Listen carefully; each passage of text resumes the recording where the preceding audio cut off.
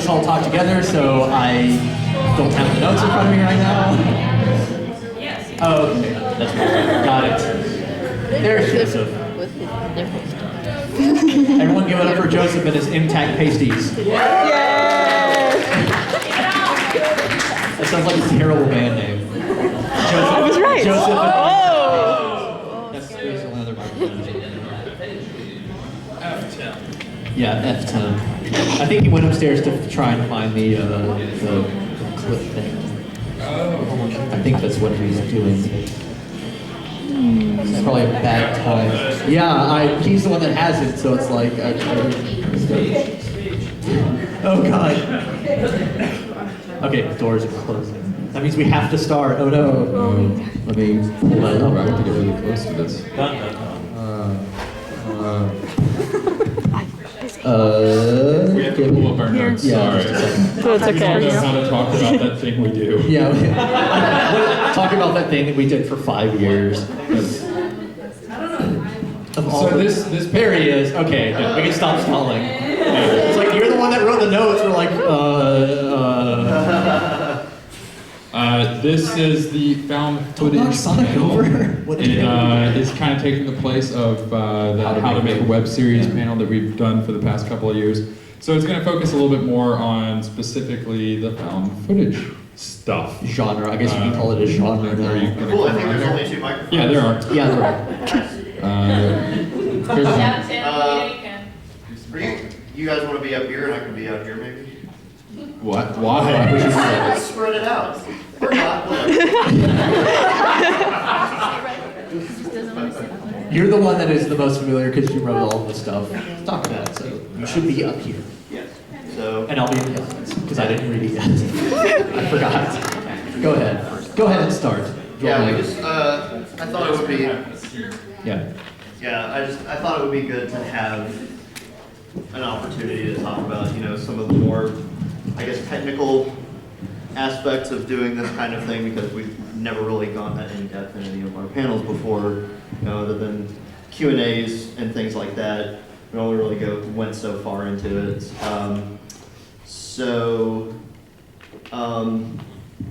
Yeah, I kind of wanted to talk about what. Someone's laughing. Oh. I can't be joyous. You can always be joyous. If anything, you should laugh more. I can't find it. You sent me at all. Okay. It's on the shared thing, but it's keep talking. Yeah. Just wanted to talk about differences between doing found footage movies versus not found footage movies. Sort of like advantages, disadvantages. Also a little bit of how-to sprinkled in there, I guess. But one of the big, I would say probably the biggest difference, or There's yeah. There we go. Now you can see. Perfect. One of the biggest things aspects I would say is what we've kind of been referring to as the camera as a character, which is if you're doing I guess what do you want, traditional film, just non-found footage film, I guess. Narrative. Yeah. The camera is just like a window into the action. It is not The fourth wall. there. Yeah.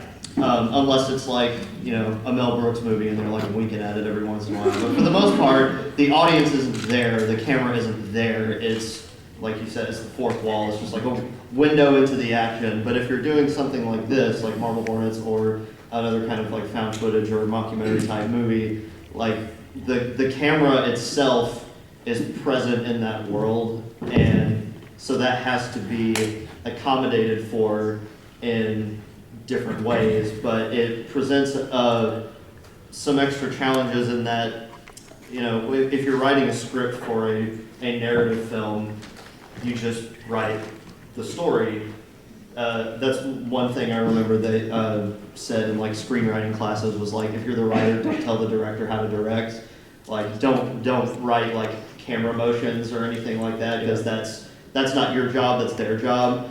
But with something like this, you do kind of have to include that in there because if you're writing, say, an action sequence or like a chase or a fight or something, you have to be mindful of where the camera is going to be during all of that, because it has to have a reason to be there, and that was one of the big difficulties we face, I would say, is finding reasons for the camera to be there. Well, yeah, it's a good idea that we started off with making it the found footage thing being that someone was shooting a movie at the time, because that gives everyone a lot of reason to be having a camera in it, but it still didn't solve all the problems of, especially after we got out of the flashback stuff in season 1. We had to. Why does Jay still have the camera? Yeah, and so we were able to kind of change it a little, or not change it, but kind of make Jay become, like, the camera was a part of him, is what we did. Like, it's just, he just always has it. That's what he's doing. That's how he's learned to deal with this kind of stuff, because he has the chance of losing memory, so we can go back and watch it. That's the other reason we had those memory losses. Yeah. Just to give a reason. You can see it in other found footage, the most recent being like Paranormal Activity. It's like every movie they have a new reason for having the camera.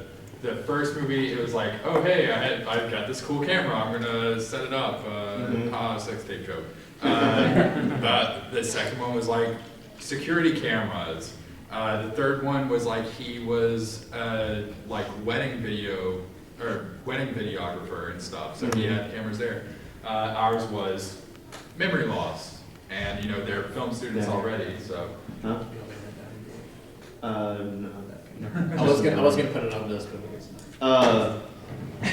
And I think a lot of other found footage movies do have something like that, where the characters are like film students or making a documentary or something, because it's kind of the easiest thing to do. They have to have the camera on them, because it's usually somebody is filming something else happens instead, and which that's kind of interesting to me, that it's the only, I guess, movie format that also informs what the story is going to be like.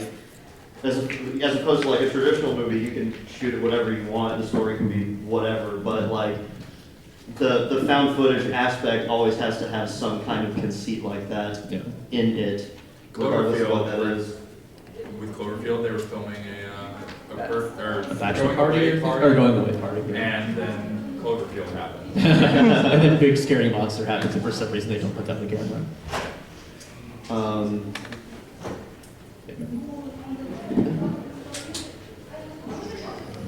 Or with a movie like, what was that movie, that space movie? Apollo 18, is that what it's called? I never saw that one. Did you guys see that one? It was kind of. Was it any good? No.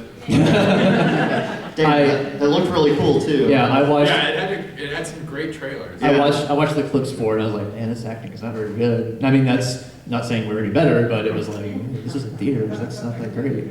But yeah. It's just a shame, because it sounds like really cool. Like I know. a footage movie in space. Are you kidding me? It was really cool because it was shot from like those crappy little cameras that you see on like space footage and stuff.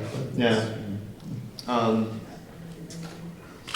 But one of the other, I guess, difficulties is trying to find a balance between, like, because it has that conceit and it has to have that extra little bit of realism in it because of the format. There's one of the things that's kind of difficult too is finding a balance between realistic but still being interesting to look at. Like, because the camera always has to be somewhere and it has to be held by somebody, but if they're just pointing it at the floor the whole time, then that's boring to look at, so sometimes, Or at Joseph's butt the whole time. Inexperienced camera operators. And sometimes we would go for one of those over the other, depending on the situation. Like in entry 59, where Tim is chewing out Jay in the parking lot.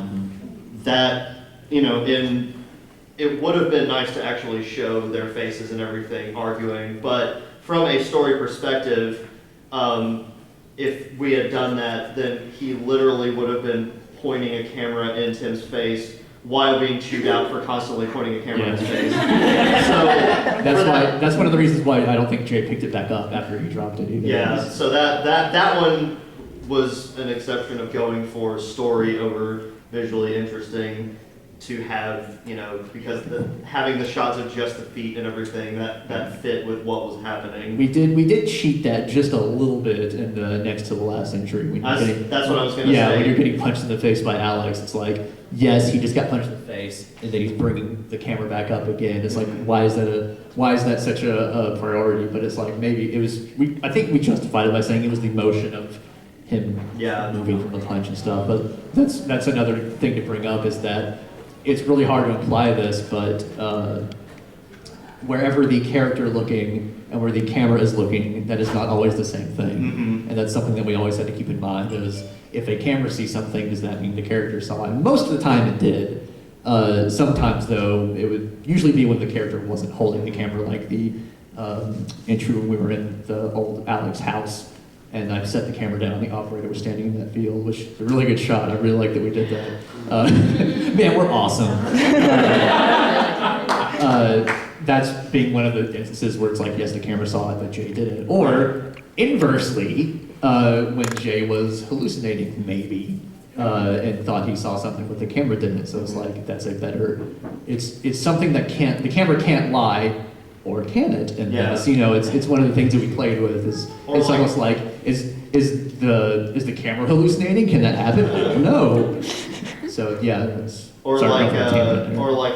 whenever Jay sets down the camera to empty out the safe in season 2, Mhm. and it's pointing behind him, and you see the door open behind him. It's little things like that, I guess. Yeah. But yeah, if you really stop it for a second and think about how they would have had to be arranged for that fight scene at the end of 86, the second to last one, it would really be Tim getting choked with holding a knife in one hand with the camera right about here on the other hand. In fact, when we shot that, you Which is couldn't exactly hold what it. it was looking like. You couldn't hold it. I had to get behind you and hold Oh, the yeah. camera beside your face because you couldn't hold it back far enough. So when that final shot before you wreck Alex, that camera was being held by me, like beside your ear. So, but that's something we had to work with. It doesn't always have to be, you know, super realistic in that way, as long as it looks like it is. It doesn't have to be 100% realistic as long as it is believable in context, I guess. Yeah. Like as long as you know, I've blanked on what I was gonna say. Yes. Yes. Let me see. Did you not memorize what you wrote down? It's not on there. Okay. You are a terrible public Actually, speaker. Piece of You almost said a swear. pizza. And even then, like all the examples we just gave there would be when we set the camera down and it sees something we don't. But at the same time, when we're holding it, we can apply the same thing. We can say Jay might be doing like this, you know, like just because he's not always doing this, like which is something that is always hard to imply. But you know, yeah. And as far as the camera as a character thing goes, occasionally the other characters sort of treat it as one too, because you know sometimes they talk to it, or sometimes they Rarely they did, but yeah. Occasionally, yeah. It didn't happen very often, but and then it was sort of implied that they assumed that there was at least somebody watching on the other end, but maybe they didn't necessarily know who. Yeah. I always like to assume that maybe, like, for this, he assumed that somebody was watching on the YouTube channel, just maybe not thousands. Yeah. That would have made the dynamic a little bit more interesting. Yeah. It's just like, We got some seats up here, by the way, if you want to sit down. People in the back. If you're here for us, I mean, if you don't want to stand. You're just testing the water, see if it's worth it. Yeah. And then like 10 seconds later, they get up and they're like, this is terrible. yeah. And also, along those same lines, we always had to figure out, this happened rarely, but whenever Jake wasn't holding the camera, we would have to figure out ways that they would hold it differently, or things that they would be interested in pointing it at. So it's like the camera becomes an extension of the character almost. Yeah, I think we experimented a little bit with trying to have, like, say, Tim or Jay or Alex's camera styles be a little bit different. I don't know how successful we were with A that. lot of it came down to just how they held it. Yeah, how we personally held it, I guess. Always pointed We at butts is how you did it. I remember one time when I was like being a stand-in for Jay for some reason or something, and we had to do it over because Troy was like, no, don't, or I can't remember what it was. It's like the way I was holding it was too much like how another character holds it, and like you would hear it, the microphone. Oh yeah. That was in the entry when you went to Yeah. back to the playground. Yeah. When we had the operator teleport right in front of you type Yeah. thing. So It was a way you were walking, and it was implied to be not Jay's camera. Yeah. And if you held it a certain way, it made a little Yeah. bump noise. And that's something that always happened when Jay was holding it, because I held it that way. So you had to hold it a different way because of that. 'cause It changed the grip. It was very you never weird. think about that when you're Yeah. going into it. Yeah. Yeah, That is- Marble Hornets is shot on one camera, but it wasn't in universe. It wasn't supposed to be one I camera. think but it was like 3 cameras over the course of the entire. I think so, yeah, series. because I think we said that they were broken at certain points, but then we just Because you had Jay's, you had Alex's, which were the same one, and then I think you had a newer Alex one yeah, as well. and then a hoodie one Yeah, because he had one. all the same camera. All literally the same camera, but not Yeah. you know the chest camera Yeah, too. well, That yeah, okay. that too. That one was Okay, the I actually lied. We did have that other camera. We had the chest camera. You know this better than I do. Come on up. Everything that didn't look like it had the slight fisheye lens to it was on the same camera. Yeah, Everything else was the GoPro. we actually got the GoPro camera for something completely different at some point. We were like, oh man, wouldn't it be cool if we had a shot like a first person thing? I think we were implying that it would be on top of someone's head. And Well, have like this was before we knew that the low light capabilities of the GoPro were 0. Yeah. So we were like, oh, it'd be great if we had just a mysterious shot of like someone running through that hospital or something, and suddenly the operator's there or something, and it's on their head or on there. That was how we originally did it, and then you came in later and it became your camera, basically, until we had to get rid of it. Because that was that was another thing with the found footage thing, is that in the I think it's at the next to the last, which would be 85. Was that the one where it was right after the other number entry where the GoPro broke? I think is what happened. Didn't you say? Because it started with you hitting Yes. it. Remember? Yeah. So we had to break that camera in the story to make it to where Tim would have to use Jay's camera after that, because the way that the chest camera was set up, he wouldn't be able to shoot that showdown with Alex properly. Right. And it would have been way too hard to do it that way, because the way the GoPro is, it does not have a viewfinder on it. We would have had like a 15-minute period during the day that we would actually be able to film. Yeah, inside, because Yeah. there was no electricity in there. Or there was, but it wasn't bright enough. There weren't lights. And it doesn't, Yeah. I mean, it's just flush with your chest, so there were shots where, say, we wanted to have it where it looked like he was looking around, like, I'm on the ground and then I get up and then I'm looking for something. Well, in real life, I'm wearing this camera and then I hop up and have to do like this. So it's a good thing you can't see behind it. Is what I'm saying. But, and that was, I guess, another one of the big challenges is having to essentially be an actor and a camera operator at the same time, and sometimes director too. Yeah. So all of those things at once, it took a lot of practice. Like, that was one of the big things that you had to drill into my head, was whenever I was operating the handy cam, it's like, do not look away from the screen. Like, Yeah. Otherwise, we get butt shots. yeah. Marble Hornets, all about the butt shots. Yeah. Get that shirt made. Butt shots.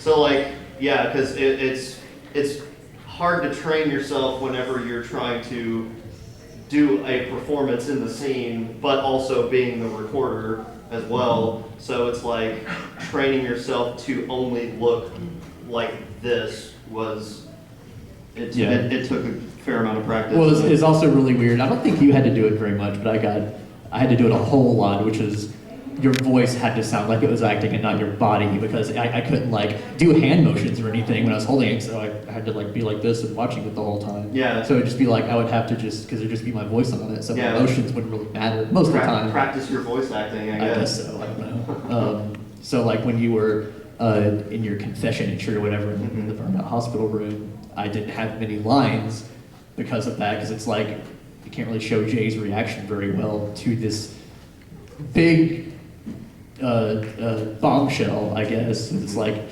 he isn't gonna go, oh, I used to live in this hospital, and Jay turns the camera around and goes, what?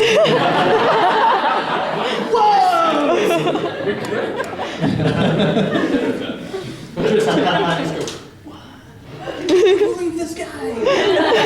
You know, we should have done What will he say next? Jay takes the video diary aspect to an extreme. Just Yeah. like anytime someone says anything, he just turns it back. Just like, that would have made the intro where you punched me really different. And I pointed back at myself like, hey Tim, how, you know, and all of a sudden you see a fist coming. If I hadn't pointed the camera in my face that much and I got a fist in my face, that would probably make people cheer. Like, yes! That's what you get. Yeah, stupid vlogger. Get out of here with that mess. I will say it does make it easier to replace the audio for half of a conversation Yeah. that way, Yeah, shooting from the first person, since you can only see one person on the screen. Only one person's mouth moving. Yeah, so the person on behind the camera, you know, If they it's say pretty something. easy to replace their dialogue. If they happen to have dialogue that's better from another take, you can replace it very easily because you can't see their mouth. So it's For all of that is a definite pro Yeah. of this. For all of the unique challenges posed by found footage, there are definitely some unique pros as well, that being one of them. Also, people tend to be a lot more forgiving on poor lighting or poor audio when it's found footage, because, you know, they kind of expect that when it's just the camera. It also, in some ways, actually helps add to the atmosphere if it doesn't look professionally lit up, because It would feels, be. it feels more organic, you know? Yeah. I don't think we lit very many things, relatively speaking. There were, most of the time whenever we lit something, it was to make it lighter and not, like, it wasn't a stylistic choice most of the time. It was just so we could see. Yeah, I feel like we had to use it for the GoPro a few times. Yeah. Like just to light things, because otherwise you couldn't see it at all. Yeah, we have a, I can't remember exactly what the flashlight is called. It's called the something tiny monster is what it's called. Oh yeah. It is a, I can't remember where I got it. It was, I think, Amazon or something. But it is a light. This is how poor the GoPro was in low light. We had to get a light that is basically a spotlight, and it can be set so bright that if you point it at someone, it is legally considered assault. I blinded myself for 30 minutes with it. Yeah, I gave it to Joseph. The first thing he did was point his eye and turn it on. Well, no, we pointed it at the wall, but the wall was like No, completely it was white. in my eye. Oh, it was? Yeah. You did the wall too, so that means you did it twice. The wall wasn't as bad. In the eye, it was for a split second, because I was trying to turn it on a low setting, but its button is really finicky, so it went full blast. and Maybe you split should have second- pointed it away from your face before doing that. Maybe, but I'm never claimed to be a bright person. Good night. Yeah, except for the extreme periphery, I was completely blind for about 30 minutes. So if you don't take anything else away from this little chat, don't point bright things in your Yeah. face. After Don't a be few minutes, I stupid. was like, is this going to be the rest of my life? I made one stupid mistake too many. Well, maybe you would have an eye patch after that. That'd be pretty cool. On both eyes. Two eyes. Yeah, this flashlight is like about Sonic size. It was, and it gets so hot on that high setting. It has like air vents on the side of it. Otherwise, it'll like burn your hand off. That's how bright we had to make things for the GoPro. But I forgot where I was going with that. But yeah, that's what we did with. We used that light most of the time because it bounced really well off the ceilings to light up things that were too dark, like the shot of the operator when Jay is like dying in that room. That had to be lit up with that light because we had to bounce it off We the had it wall. sitting on a table, just Yeah. pointed up. I think it was mostly to illuminate those rooms that were that had no lights in them or something, like maybe the church basement or something. Yeah. Or something because like you said, you could set it to that highest setting and then bounce it off the wall or something like that, and then you could get the whole room, not super bright, but bright Bright enough to. Bright enough for the Handycam, Yeah. definitely not the GoPro, but Yeah. bright enough for the Handycam. As far as other advantages of found footage, one of them is that it is way easier to get away with lower budget, I would say. Whenever especially if you're using a lower fidelity camera like we use and like most people. When we use. started off with Marble Hornets, that was the only camera I owned. Yeah. So that's what it had to be. I mean, we always say that Marble Hornets couldn't exist as anything else but found footage, but it's like we're really lucky that that's how it was because we didn't have anything else. We didn't have a nice camera to shoot it on or anything. We just had this little Handycam that I sort of accidentally bought on eBay one time at a party. Or I didn't buy it at a party, I won it at a party. Yeah. Or I won the eBay auction at the party, and I was kind of drunk at the time. I was like, oh no, I didn't actually want that. But now, Marble Hornets. happy accidents. There you Yeah. go. I wish my impulse buys worked out that well. You just get a Chromebook. Yeah. Or just like all 4 Alien movies on Blu-ray. That's not bad. That's not bad. I mean, I could have The just bought first the two. first two. Okay. Yeah, you could have just bought the first two. Yeah. That was better too. But the Yeah. box was way shinier for all 4 of them. Oh, it's just a shiny I'm a box. sucker for good package design. But because of the found footage thing, I think whenever we roughly estimated, I don't think over the entire 3 seasons we spent more than about $1,500, and that's probably being pretty overzealous with that So estimation. $300 a year budget for Yeah. Marble Hornets, That's basically. Yeah. So for amateur filmmakers, it's pretty cost efficient Yeah, in terms of what you can do with. most of that I think was special effects stuff, but even then it was like Most of that was hotel rooms for location. on season 2 it was, yeah, And gas money. And gas money. For all that driving to the school and stuff like that. Yeah, because it was like a 2-hour drive. And then $250 for the GoPro. Those are, We didn't pay for that. I still count that when I say $1,500. Oh, okay, well then, yeah. When I was thinking of that. It makes it sound like we stole it. We didn't pay for that. Production costs. Yeah.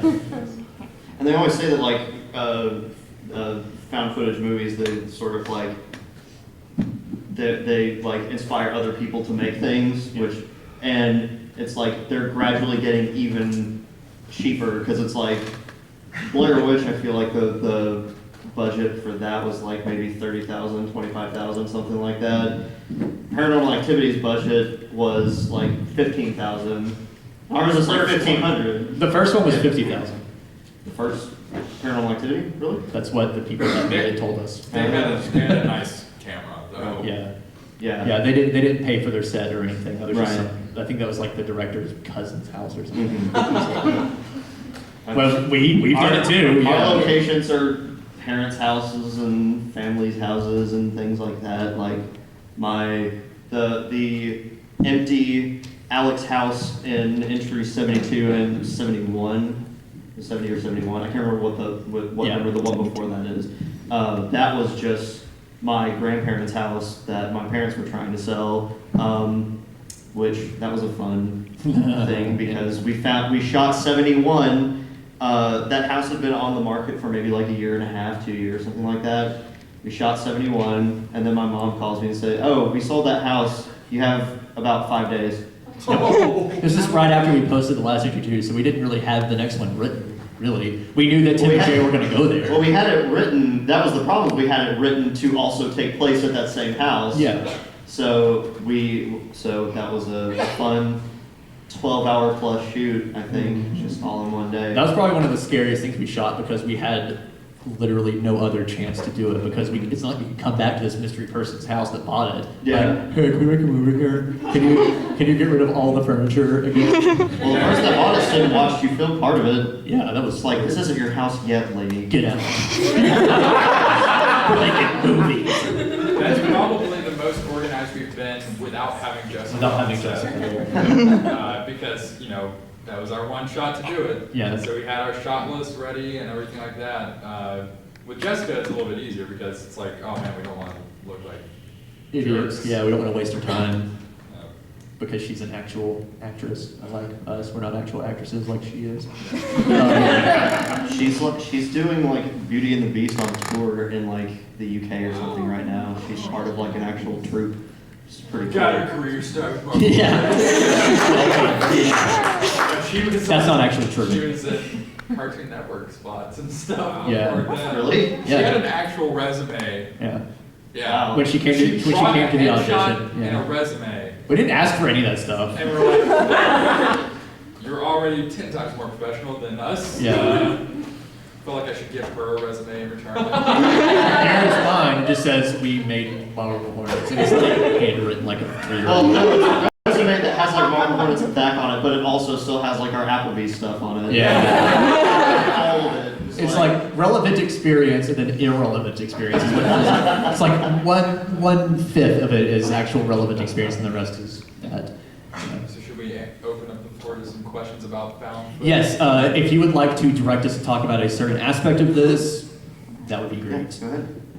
Approximately what percentage of those crazy dilapidated locations were illegally trespassing?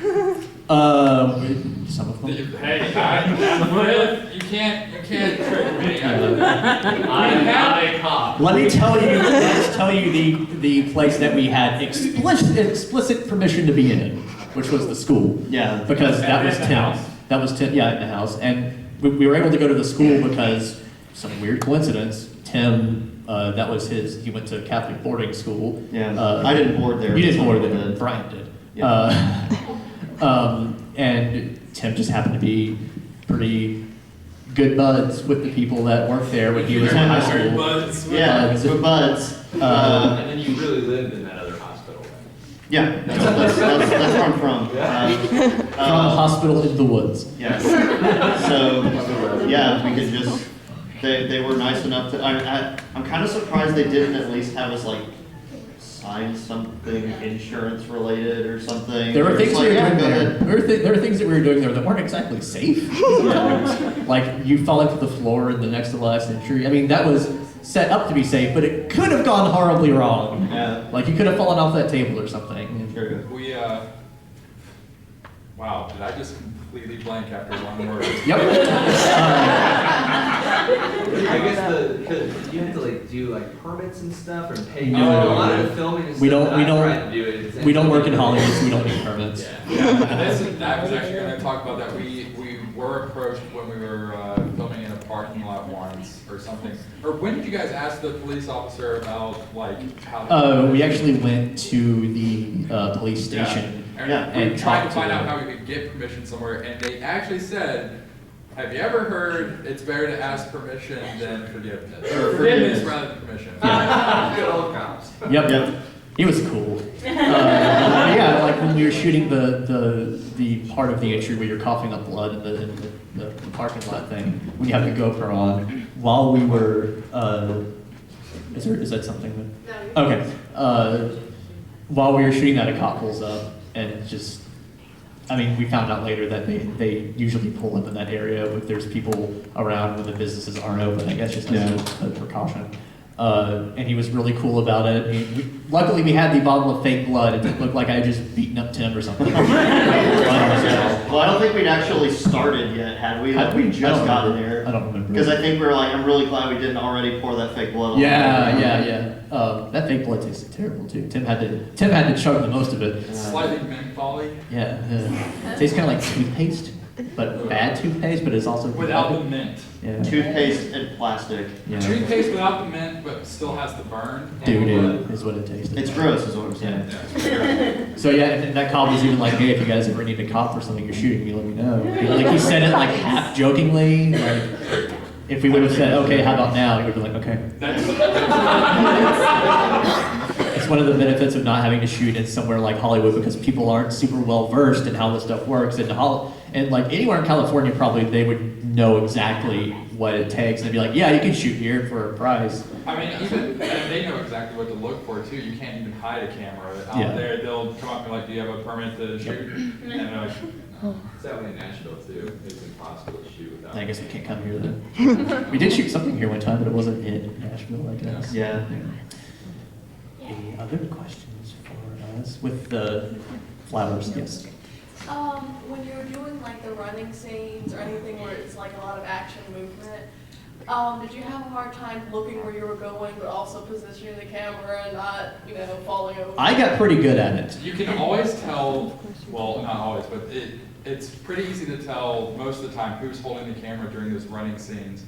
Because and I think Troy did this too, always made an effort to try to keep the eye line as steady as possible while running. And then Tim, at least early on, I noticed, didn't full on have that motion. Well, that is also something that we mentioned was anytime there's something to look at that we need to show, you would hold it up and kind of look around while you're doing it. But otherwise, we would use those running motions as transition points. Yeah. And if we needed to go somewhere else quickly, we could make that Yeah. that width of the camera and cut there. What are those called again? Whip cuts. Huh. Okay. But We yeah, always called them whoosh cuts, which I kind of like better. I like that name. And then we actually asked James Moran, the guy that directs the movie based on Marble Hornets, and he's like, whip cut, and we're like, I don't like that. And then we asked someone later, they're like, oh, that's a zero cut. So it's like, what are these things called? It's almost like it doesn't matter. Yeah, so, it doesn't matter. But yeah, like that was usually the things that we did it for was anytime we were running like that would be a good transition point. But There is we would always try to keep it up, but even if you thought you're doing a good job, once we got it back later and put it in the computer, we'd be like, oh my god, that's gonna make people motion sick. Yeah. But we put it in there anyway. I will. There's a definite balancing act. I will say. Oh, sorry. Just go on. Oh. Just do it. I will say one of the most difficult times that I had personally, as far as huh? What? Are you like in the dark? Yeah, Okay. was as for motion and things was in it was one of the early entries in season 3. It is whenever Tim wakes up in the hospital in the dark and he runs from the one building to the other building through the woods, and Alex is in the hospital and it's in night vision most of the time. I mean, it actually was pitch black there. I didn't have a flashlight or anything, and You had the mag light that you yeah, but that wasn't super bright. yeah, I had the mag light, but it also couldn't look like I had Yeah. a mag light because in character I didn't have one. So, and I kind of, I thought it was a pretty cool idea, and I kind of wish it would have been easier to get across to the audience, but I was basically having to use the night vision on the camera as like Your my flashlight. only way to see, because otherwise it was pitch black and I couldn't see anything. So I was running through this pitch black hallway of this hospital like this the whole time because that's the only way I could see anything. And then I would occasionally, or no, what I would do is since I was running, I would have to coordinate where I had the flashlight pointed up so that it could you could still slightly illuminate things, but you couldn't see it on the camera. And then since I was running, I would occasionally dip the camera down and at the same time sort of point it forward like this just for a split second so I could see where I was going right in front of me, and then do this again like that. So there's just this guy, on the top floor, he's kind of going, Again, whatever happens behind the camera doesn't matter as long as it looks good in front of the camera. Whatever it takes. Yeah, Joseph and I just kind of had to sit away in another room while we were like, yeah, Tim, just run down that dark hallway with all this like twisted metal sticking out of the walls in the dark. He was like, okay, I'll try. if you can trip over something once or twice, even better. It's just like, I totally will. do I was that. planning. Yes. It strikes me as there's some moments of just really incredible composition. In context, I feel like they just set the camera down and it just happens to be just like how did you work around that? Was it like a total accident or? We always tried, especially whenever the camera was sat down, Yeah. we tried to make sure that it looked at least kind of good. That's one of the times when we would actually rehearse motions. Yeah. Is basically anytime the camera isn't being held, it was placed in that specific place for a reason. And then as far as when you're holding it goes, the only thing I ever noticed that most of us would do is we would instinctively, whenever we had someone in the shot, we would instinctively put them in one of the side spots of the camera, like the sweet spots, which isn't direct center, but it's off center. Yeah, just the rule of thirds or whatever. We'd put them in the sweet spot on the left or the right because that's what you're supposed to do. So I noticed how we all kind of instinctively did that because that's a composition thing too, so it looks okay. And I liked how I made it whenever I would be like walking behind you, that was the most common shot in season 3 was me walking behind you. Right. I would always kind of make it kind of you over to the right or to the left and kind of pointing over your shoulder towards where you were going.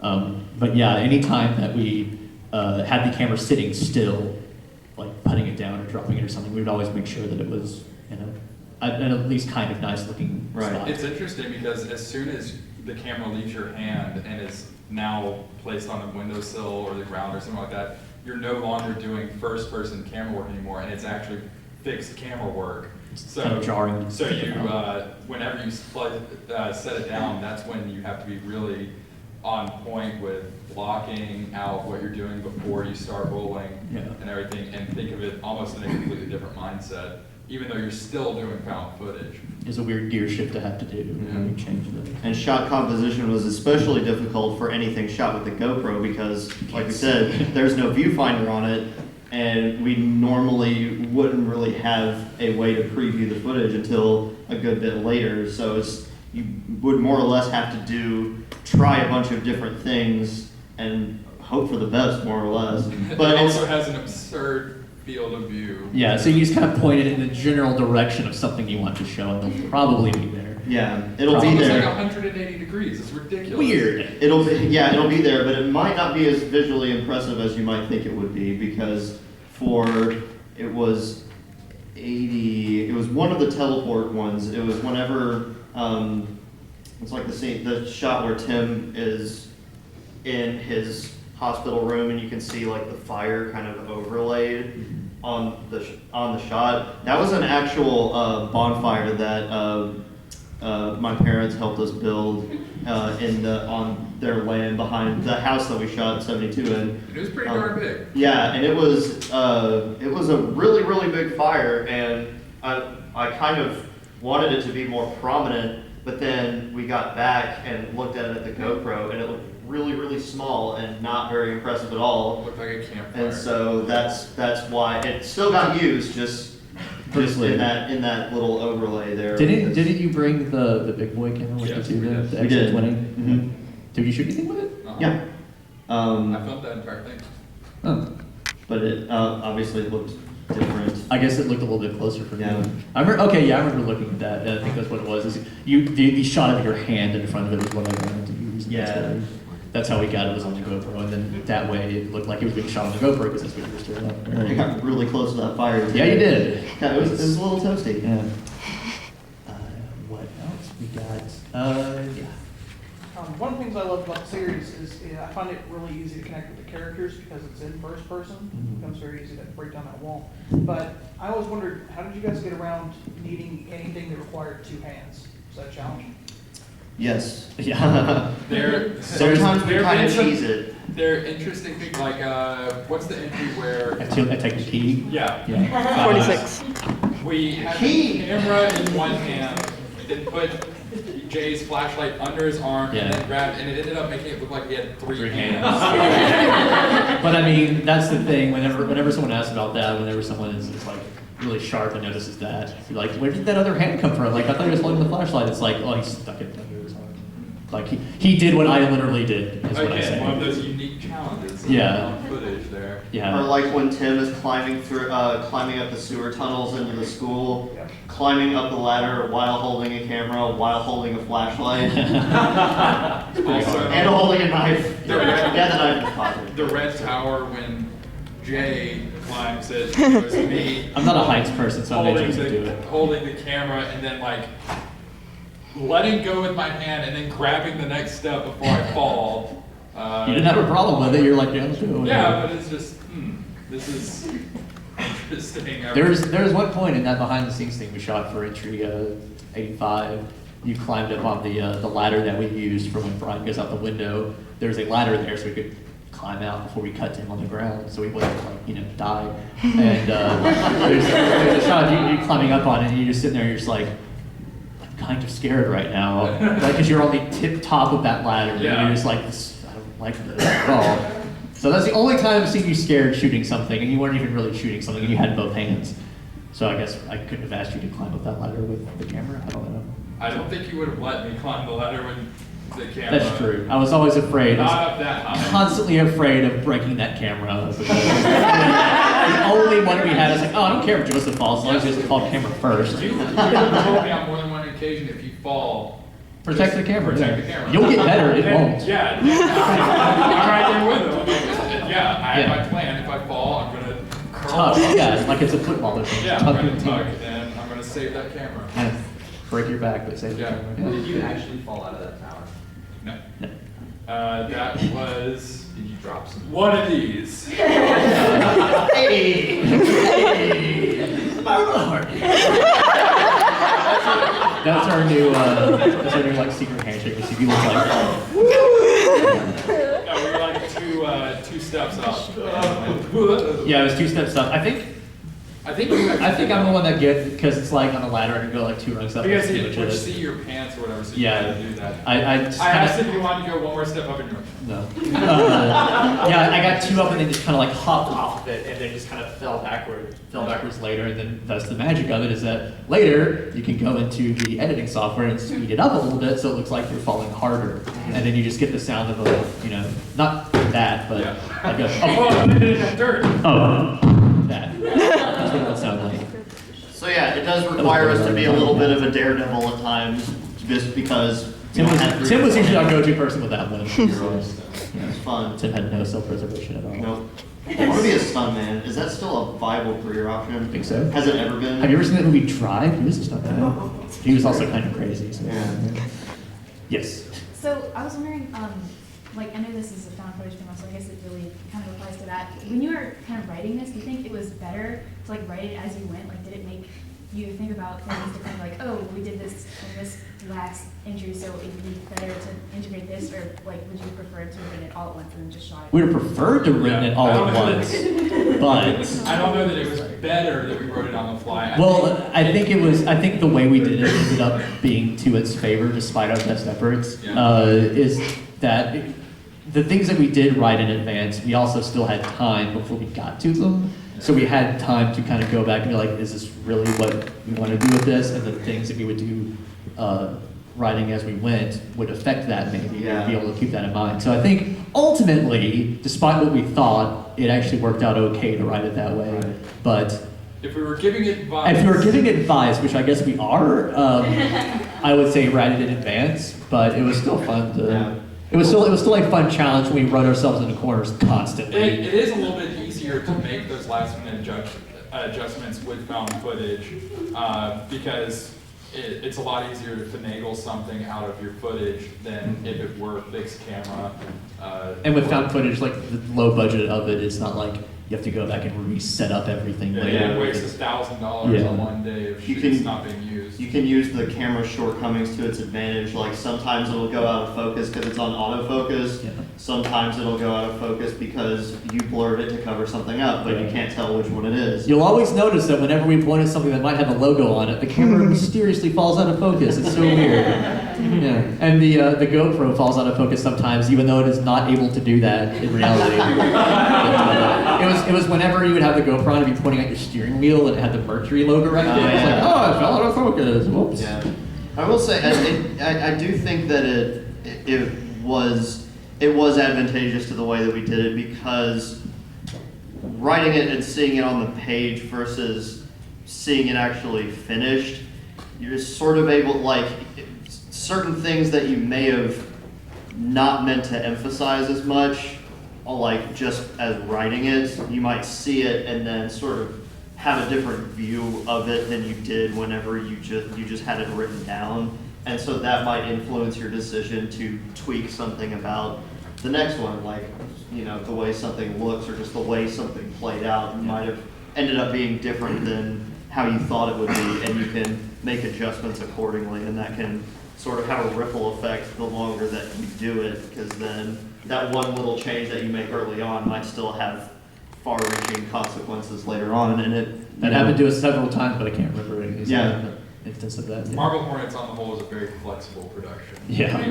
In terms of the narrative of it, it was very, very flexible in that we could do a complete 180 at some points, and it would still work out okay with what we were, where we were planning to go. The way that it was written, for the most part, was we had the beginning of each season and the end of each season, and the middle ground of how they got there was kind of a big question mark.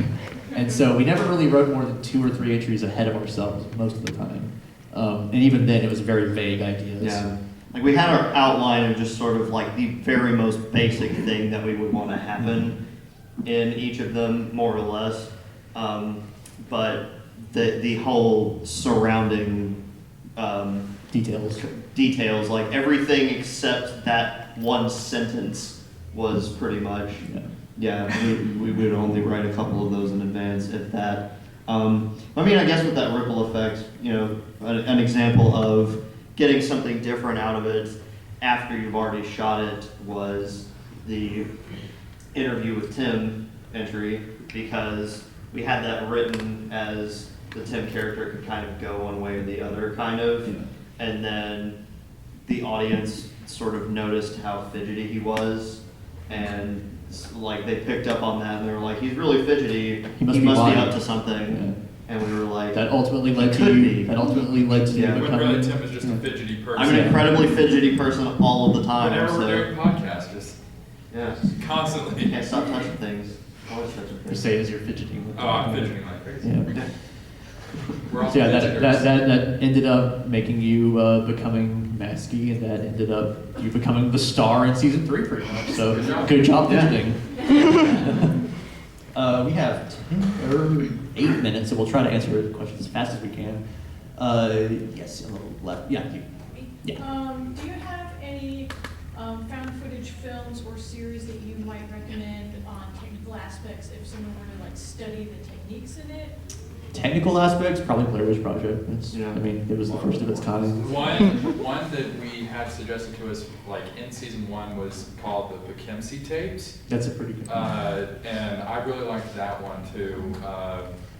And you know, the whole premise is like they found all these tapes by this guy that was a serial killer, and he was filming the stuff. And it's not like gory or anything like that. It's not pleasant. It's not pleasant. It's very eerie and dark. It's a good one if, and I guess because it's indie, it has, it gets creative with a lot of stuff. I like the first Paranormal Activity too for that reason too, because there's a lot of creative stuff going on there. It's creative in its limitations in that the camera is more or less in one place the entire time. Yeah. For most of it. Cloverfield, while I do like the movie, I wasn't a very big fan of it from a found footage perspective. Didn't you say it made you motion sick in the theater or Oh, it something? made me horribly motion sick. I wasn't that crazy about it from a technical aspect. I still thought it was a decent movie. Didn't you watch like the Blair Witch Project for the first time the other day? Yeah, I'd never seen it before. That's oddly timely. The day before yesterday, well, because we were going to be doing this panel, and I was just like, I should probably at least watch that one. So, yeah. So you didn't really care for it just because of today's standards, I guess? Well, I mean, you know, it's just one of those things where, like you said, like the Seinfeld isn't funny thing, just where it's, you know, it's been imitated a lot.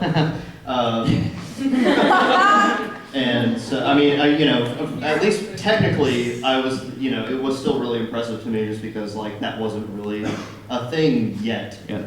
Except for, like, Cannibal Holocaust, which I wouldn't really recommend. It's a little too over the top for me. A little. Yeah, just a little bit. By little, I mean a lot. For a movie called Cannibal Holocaust, it's a little over the top. Yeah. But yeah, that was my, those are probably ones. In terms of like just Poughkeepsie is P-O-U-G-H. it's spelled like Poughkeepsie, New York. It's like Yes, the place. that. So it's just look up the place. Because it's based on that area. Yeah.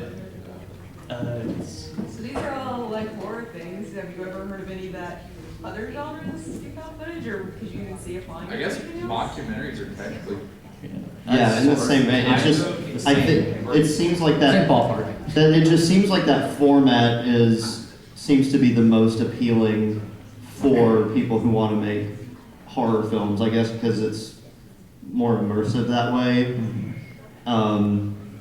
I mean, yeah, whenever it's something that's not horror, if it's more of a comedy thing, it tends to drift more towards the mockumentary format, like a Spinal Tap or something Which like is that. amazing. Yeah.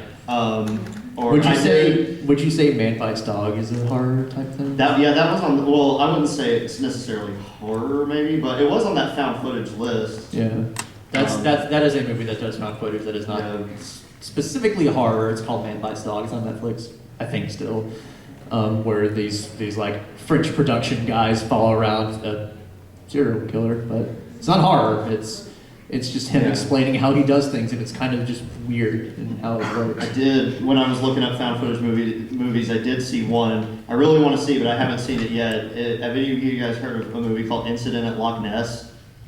It is a mockumentary about Werner Herzog, who's the guy who made like a Grizzly Man and stuff like that. Werner Herzog is making a documentary about the Loch Ness Monster myths, while somebody else is making a documentary about Werner Herzog making this documentary. But then they also find the actual Loch Ness Monster while he's doing his documentary for the fake Loch Ness Monster. And that sounds like everything I would ever possibly want in a movie.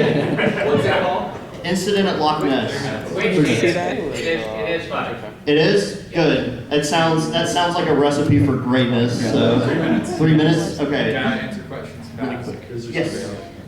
It sounds like a lot of what we've been talking about is horror found footage and monsters, mystery, and things like that. Do you think that there's another genre that hasn't been tasked with found footage? That's what she just asked. That's what she just asked. Oh, I'm sorry. Sort of. Sort of, yeah. I don't know how much room there is to grow, but I'm sure someone will make Someone will think of else, something. and it'll blow me away. Yeah. Yeah. So Found footage war movie would be interesting. Yeah, that was cool. Yeah. What about a found footage detective story? Yeah. I kind of thought of that. I guess that's kind of what we did in a way. Yeah. That's pretty much what season 3 is, I guess. Yeah. Well, season 2. Okay, we need to hurry. Yep. 2 minutes. Have either of you asked a question already? You asked a question. Has Just- anyone else not asked a question here that wants to? One chance? Okay, go ahead. In the 7 months between season 1 and season 2, were you guys busy filming that whole time, or were you sitting looking at your clocks like, okay, we've made them wait? We were busy not doing Marble Hornets because we were getting burnt out and we needed a break. Yeah. That's what the season breaks were for. They were Yeah. for us to take a break from it because you do burn out pretty easily. If, Yeah. you're not What ended up being one of the most impressive things about the series, in my opinion, was that it looked like you were like literally having it happen day by day because you waited 7 months while you were. It was loosely real time. Yeah. A lot of times, if there was a very noticeable break, we would try to find ways to write that into the story too. Like Yeah. sometimes it was like the story was informed by the time, and sometimes the time was informed by how long we wanted to wait for story reasons. So it was sometimes it was one or the other. I think we have time for one more question. Can we? If it's quick. If it's quick. Do you have? Yeah.